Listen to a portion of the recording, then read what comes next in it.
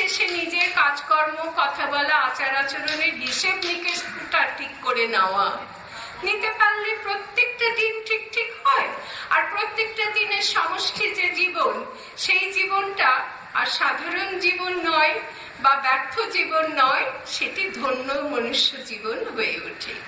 এভাবেই আমি তাকে বোঝবার চেষ্টা করেছি। তিনি কিন্তু ভারী সুন্দর করে বলেছেন যে জীবনের সৎ ব্যবহার, জীবনে যে সময়টা পাচ্ছি প্রত্যেকটা দিন, তার সৎ ব্যবহার জরুরি, আর অসৎ ব্যবহার পরিত্যাজ্য। অর্থাৎ সঠিক ব্যবহার করা জরুরি যতটুকু সময় পাচ্ছি, আর সঠিক ব্যবহার না করা, সময় এমনি এমনি বৃথা নষ্ট কাজে পার করা, সেটি ক্ষতিকারক। তারপরের কথাটি খুব গুরুত্বপূর্ণ বললেন, এটা শুধু পুরুষ নারীর জন্য নয়, সব মানুষের জন্য, পুরুষ নারী নির্বিশেষে। অভ্যাসকে, যে কোনো কিছু অভ্যাস করলে সেটা নিয়মিত অভ্যাসে পরিণত হয়। তা সে যদি সুঅভ্যাস হয় তাও ভালো অভ্যাস, আবার মন্দ অভ্যাস হলেও তাই। মন্দ অভ্যাস হলে দেখবেন সেটা নিয়মিত অভ্যাসে পরিণত হয়ে যায়। ধূমপান করা যেমন, মিথ্যা কথা বলা যেমন, বলতে শুরু করলে গল গল করে মুখে কলের জলের মতন মুখ দিয়ে মিথ্যা কথা বেরিয়ে আসে, ওটাই অভ্যাস হয়ে যায়। সেই জন্য উনি বললেন যে একবার অভ্যাস হয়ে গেলে, সদ্ব্যবহার করা অভ্যাস করার সময়ে, তাহলে কি হবে, ওই অভ্যাস দৃঢ় হয়ে যাবে। ভালো মন্দ দুটোই দৃঢ়তা পায় এইভাবে। তোমার হাতে এখন তুমি সদভ্যাসকে দৃঢ় করবে না পদভ্যাসকে দৃঢ় করবে। ওনার উপদেশ, সদভ্যাসকে দৃঢ় করো আর পদভ্যাসকে শিথিল করো। বড় সুন্দর কথা, শিথিল করো। মানুষ তো আমরা সবটা পারি না, সেই জন্য অন্তত দৃঢ় করতে না পারি, শিথিল তো করতে পারি। এইটা মোটামুটি মানুষ, অনেক বইয়ে অনেক কথা আছে ওনার, কিন্তু মানুষ সম্পর্কে যদি এইটুকুনি তার বক্তব্য আমরা নিই মানুষ হিসাবে, তাহলে পথ পাওয়া যায়। জীবনের পথে যখন হোঁচট খাচ্ছি আমরা, তখন কিন্তু আমরা পথ পেতে পারি। এখন প্রশ্ন, প্রেক্ষিত কি? এই মানুষের এখনকার বর্তমান সামাজিক প্রেক্ষিতটা কিরকম চলছে? সেই প্রেক্ষিত, যে প্রেক্ষিত আমাদের ভাবাচ্ছে যে বাবা মনির কথা নিয়ে বলা দরকার। আমরা দেখছি সমাজে বেশ কিছু ক্ষতিকারক ঘটনা মানুষ ঘটাচ্ছে। তার মধ্যে যে দুটো নিয়ে বলবো আমি বললাম, সে দুটি। একটি হচ্ছে নারী পুরুষের সম্পর্কটা নষ্ট করে ফেলছি আমরা প্রায়, আর দ্বিতীয় হচ্ছে আমরা চরিত্র গঠন করতে শিখছি না। এবারে আসি সরাসরি নারী পুরুষ সম্পর্ক কিভাবে বুঝিয়েছেন স্বামীজি। স্বামীজি একটা খুব বাস্তব সত্যর কথা বলেছেন, তার কথাতেই পড়ি। যুগ যুগ ধরিয়া পুরুষেরাই একাকী বড় হইতে চাহিয়াছে। খুব সত্যি কথা, একাকী বড় হইতে চাহিয়াছে, কিন্তু আগামী যুগে নারী ও পুরুষ সমভাবে, সমযোগে, সমশক্তি সহকারে বড় হইবে। তোমরা সেই সকল মহাজীবনের অগ্রদূত। বর্তমানে আমরা যারা আছি, আমরা অগ্রদূত সকলেই ভবিষ্যৎ নারী পুরুষের। কারা হতে পারবো অগ্রদূত? যারা এই সত্যটাকে মেনে নেব যে পুরুষ একাকী সবকিছু করতে পারে না, একাকী বড় হতে পারে না। হয়েছে, কেউ কেউ হয়েছে, কিন্তু হওয়া সম্ভব নয় সবার পক্ষে। নারী পুরুষ প্রকৃতির মধ্যে রয়েছে নারী আর পুরুষ, বা মানুষের মধ্যে রয়েছে নারী পুরুষের সমান অবস্থান। সুতরাং একইভাবে, একই যোগে, একই প্রকার শক্তি প্রয়োগ করে তারা কিন্তু হাত ধরাধরি করে সমাজে চলবে।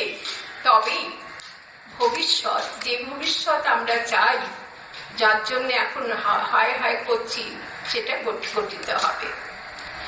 তিনি দৃঢ়ভাবে বিশ্বাস করতেন, পুরুষ জাতির সঙ্গে সঙ্গে স্ত্রী জাতিও যখন উন্নতি লাভে প্রয়াসিনী হইবেন, তখনই দেশ ও সমাজে প্রকৃত মঙ্গলের সূচনা হইবে। পরশু আমি একটি লঞ্চে করে একটু গঙ্গাতে বেড়াতে গেছিলাম। আমাকে জিজ্ঞেস করা হচ্ছে যে আমার বাড়ি কে কে আছে। পাশে একটি অল্প বয়সী যুবতী বিবাহিতা মহিলা। তো আমি বললাম আমার মেয়ে আছে, স্বামী আছে। তখন সে পুরো অবাক হয়ে বলল, স্বামী আছে? বলে আমার হাত, কান, টান সব দেখতে লাগলো। অর্থাৎ অলংকারের কোনো চিহ্ন নেই, অথচ তুমি বলছো তোমার স্বামী আছে। এই হচ্ছে আমাদের দেশের মেয়েদের বোধ বুদ্ধি, তাদের এইভাবে গঠিত করে দেওয়া হয়। তাকে আমি কেমন করে বোঝাবো যে আমার স্বামীর পরিচয় আমার নয়, তার পরিচয় আমি নিয়ে বেড়াবো না। আমি একজন পূর্ণ মানুষ, আমি সেই পূর্ণ মানুষের পরিচয়ে ঘুরে বেড়াই। ওই অলংকার পড়ার মতন মোহ থেকে আমি মুক্ত বহুকাল ধরে, ছোট থেকে। সেটা কি করে বলি, বড় কথা বলা হয়ে যাবে। কিন্তু সেও ছোট মেয়ে, অল্প বয়সী মেয়ে, বিয়ে হয়েছে, কিন্তু সেও কম যায় না। আমি বললাম, বাবা ওইগুলো কি বয়ে বেড়াতেই হবে স্বামী আছে জানাবার জন্যে? তখন সে বলল, খুব চমৎকার কথা, সেরকমই তো শেখানো হয় আমাদের সমাজে, তো সবাই সেরকমই মানে। ম্যাডাম, আজকাল তো আমার দিদি, কাকিমা, জেঠিমা কেউ বলে না, সব ম্যাডাম বলে। তো ম্যাডাম এও এক ধরনের আমাদের সামাজিক শিক্ষা। তা আমি তাকে বললাম, রে সত্যি কথা, কিন্তু বাবা বদলও করতে হয়। তুমি যদি বদল করো, আমি যদি বদল করি, দেখবে বদলটা এসে যাবে। তো নিজেদের উন্নতির জন্য প্রয়াসিনী তারা যখন হবে, তা না হলে দেশ আর মঙ্গল, দেশ আর সমাজে প্রকৃত মঙ্গল হবে না। সূচনা তখনই হবে। তিনি উপলব্ধি করেছিলেন, যা আমি চমকে চমকে উঠেছি প্রত্যেকটা পড়তে গিয়ে।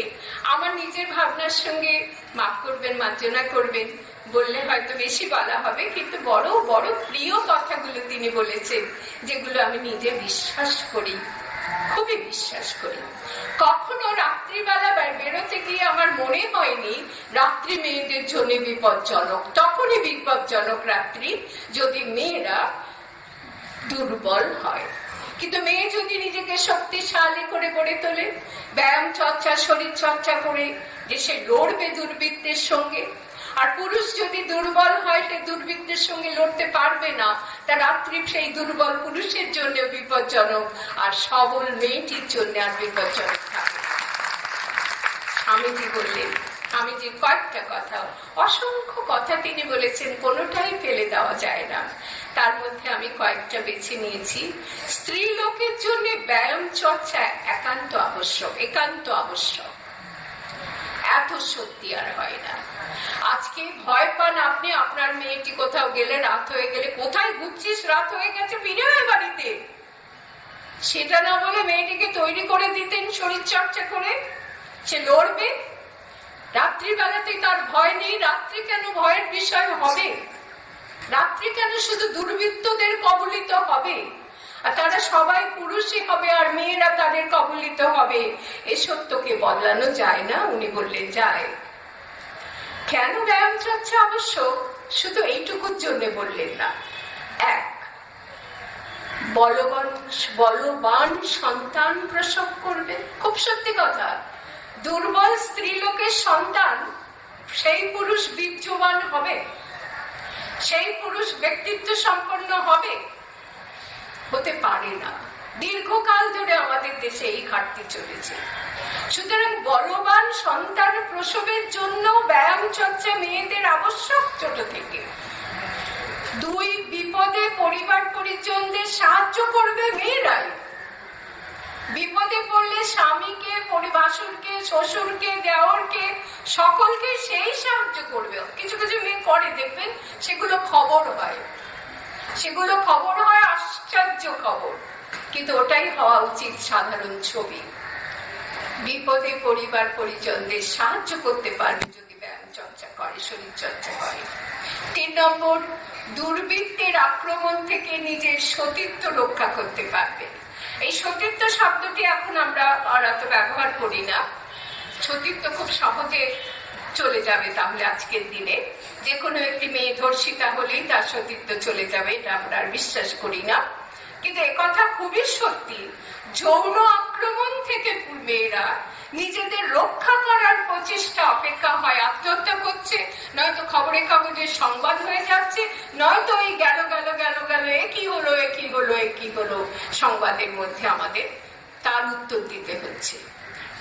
উনি পরিষ্কার ভাবে বলে দিলেন, কোথায় ঘাটতি? ব্যায়াম চর্চা করাও, শরীর চর্চা করাও মেয়েদের। কেউ করান না আপনারা? কেউ করায় না। আমি কিন্তু আমার মেয়েকে ভুলে গেলে যদি কোনোদিন ফাঁকি দেয় বলি, আজকে কিন্তু তুমি ব্যায়াম করনি, হাততালি দেবেন না, এটা সকলের কাজ। তারপরে যে দিকটা আজকের দিনে খুব অস্বীকার করা হয়, একটু গুটিয়ে আনার চেষ্টা করছি, খুব অস্বীকার করা হয়। দেখবেন তথাকথিত কিছু culture, so call culture, sophisticated, অতি আধুনিক একটা সমাজ তৈরি হয়েছে আমাদের।